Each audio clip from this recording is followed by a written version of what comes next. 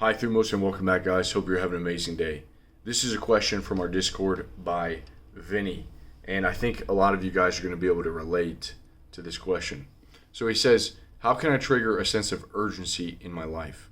I often feel as if I've taken an overly relaxed approach, as I have all the time in the world to do what I want. This makes me procrastinate and approach tasks in half-assed manner. He doesn't want to wait, he says, for the death of a parent, illness, heartbreak, for him to really, for that to be the catalyst to take action.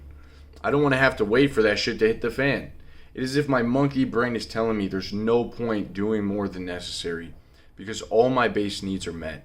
Life feels too comfortable and I want to shake things up to try and inspire urgency. I'm just not sure how. Vinny also told me, I responded to him, and he said he wants to move out. He wants to get another job. He wants to test himself.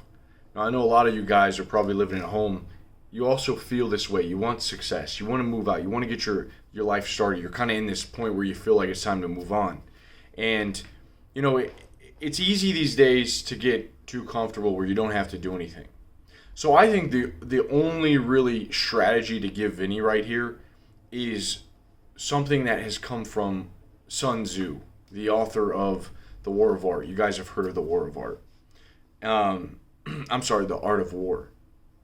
And Sun Tzu introduces this strategy called the desperate ground strategy. Robert Greene later took this and put his own twist on it. He called it the death ground strategy. I like the death ground strategy. But what Sun Tzu had said is that when an army is cornered and there's no paths for escape, when the army is in front of you coming at you, you must use the desperate ground strategy, which is if you're not going to surrender, you have no other choice but to fight for your life. And with death being there, death can be one of the greatest motivators. To know that if you do not fight, you risk total annihilation. The only option is to fight.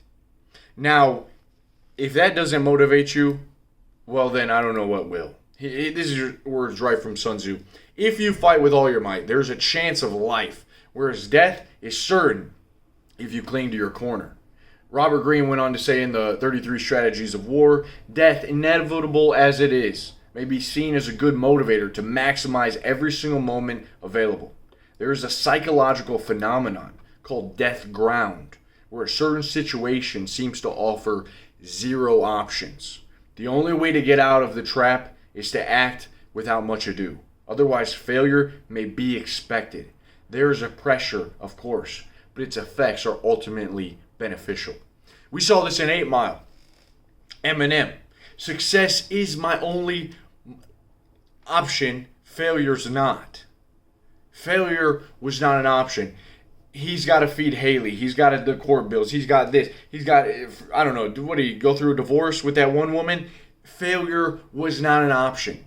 It was success or death. That's it, dude. That's it. You see this, a really, really good movie scene in Fight Club where Tyler Durden goes into the liquor store. It's this like rundown liquor store. He takes out this Korean guy and he's like, listen, man. Listen, Raymond. Okay, what have you always wanted to do? Tell me. And the Raymond, he's shaking. Tell me what you've always wanted to do. He takes his wallet. He gets his address. I wanted to be a veterinarian. And Tyler's like, listen, I'm going to find you in 2 weeks if I don't hear that you are on your way to becoming a veterinarian. I'm gonna kill you. Now go. Guy runs off. You better believe he's going to do something to become a veterinarian. That is death ground strategy in all of its glory. It is burning the other options, putting yourself in a difficult or taking on more responsibility than you know that you can even take, but you're forced to complete it. And what happens is your actually energy arises. You're not forced to complete it, but you're forced to learn and you're forced to make it happen, or there's no, you're gonna die. And usually we don't have to die, but you're gonna end up in a worse place. You're gonna be miserable. You're gonna be depressed. Now I think a lot of us need this urgency, man, because listen, 30s is not the new 20s. The 20s are the 20s. And you need to do some stuff in your 20s that sets you up to have an even better 30s, okay? You don't have all the time in the world. These are a few examples, man. Listen, let's keep this going. So if you don't have urgency in your life, well then the only answer is to create some, okay? You have to create some. There's a really good analogy I can give you from jiu-jitsu that when you're fighting, you're sparring with someone in the environment of your home gym, people that you've sparred with before, you think you're going 100%. You're out of breath, you're winded, you're exhausted, you've given all you've got, right? If you think, man, that was a good round. Now, you take that and you go sign up for a competition.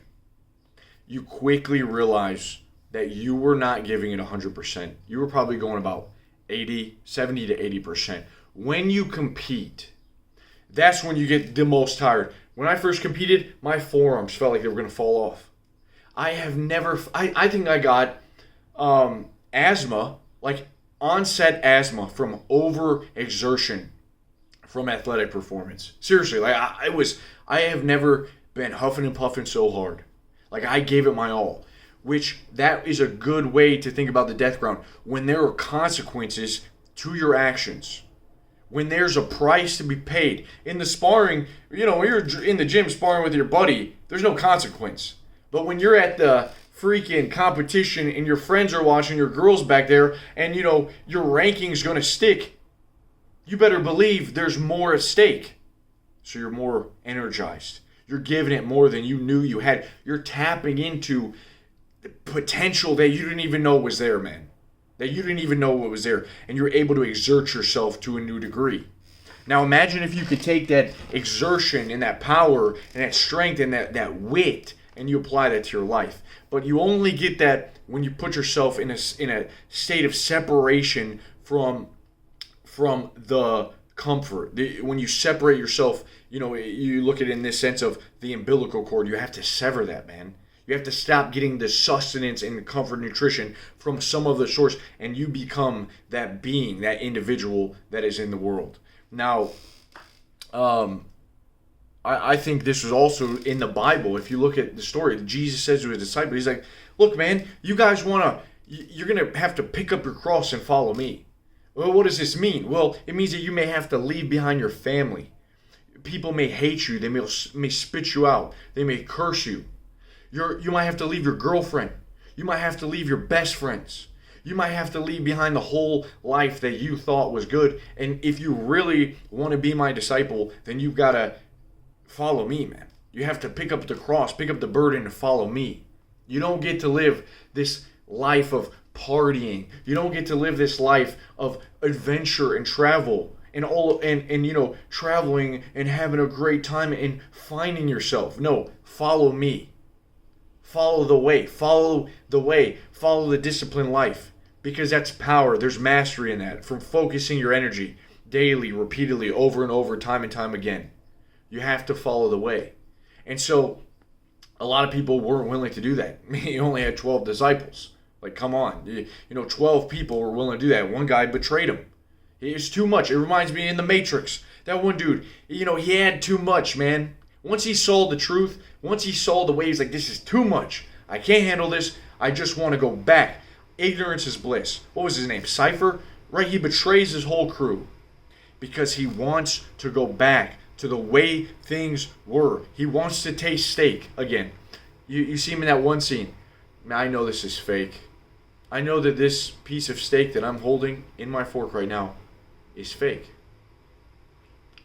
And then he takes it, what does he say? He says, ignorance is bliss, or I don't even care. He doesn't care.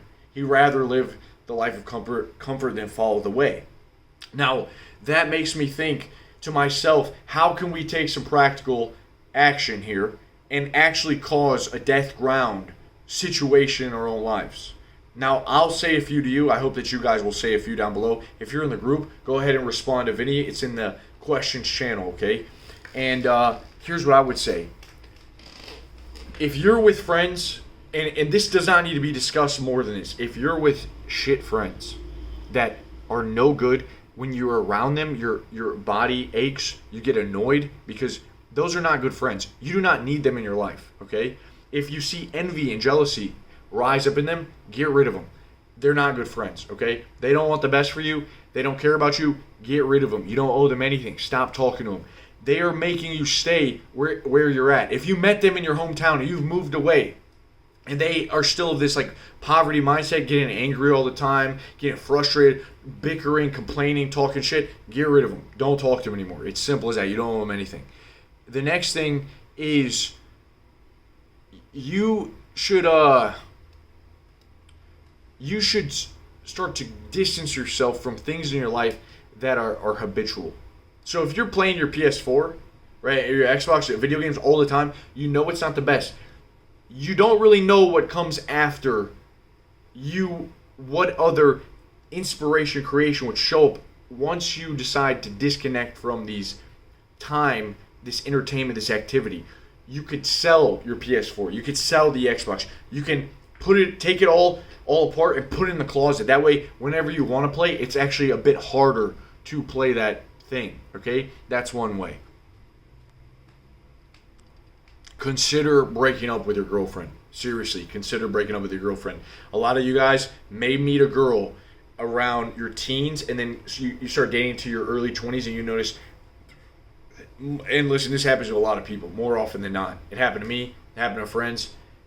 First off, you'll never regret leaving a girl. You'll never regret it. You're too young. And if you feel like leaving her, there's something in you telling you got to leave. I'm getting too comfortable.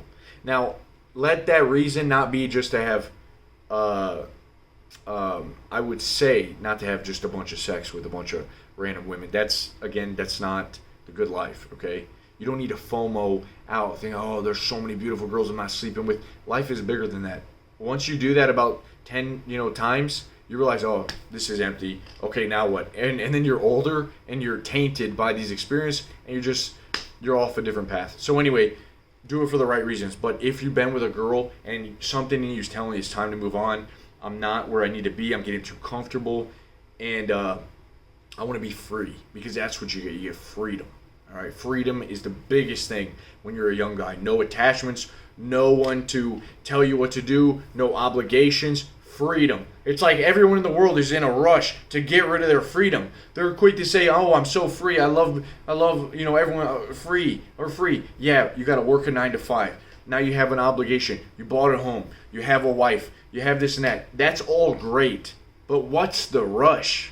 Right? What's the rush I'm saying? Don't be in a rush to lose your freedom. Find out what makes you feeds the soul, man. And let's not be romantic about it even. Just find out how to be free and how to keep being free. And don't be so, and what actually gives meaning to your life. That's what it's important, okay? So there's a couple things. One more.